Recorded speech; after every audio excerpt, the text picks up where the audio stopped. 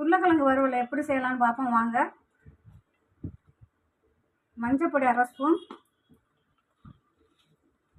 மிளகாய் பொடி 1 ஸ்பூன், உப்பு தேவையான அளவு போட்டு நல்லா பிரட்டிக்குவோம்.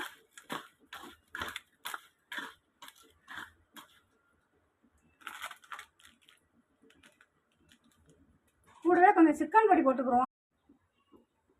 கடாயில் 2 ஸ்பூன் எண்ணெய் விட்டுருக்கேன், சூடாகிருச்சு. இப்போ கொஞ்சம் கடுகு போட்டுக்குவோம்.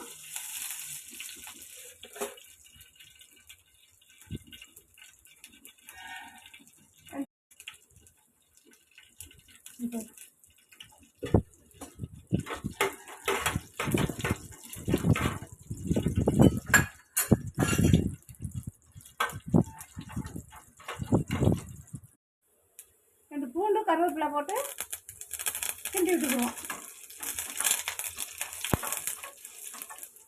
இப்போ அவிச்சு வச்ச உருளைக்கிழங்கு எல்லாம் மசாலா பொடி போட்டு பிரட்டி வச்சுருக்கேன், அதையும் போடுவோம்.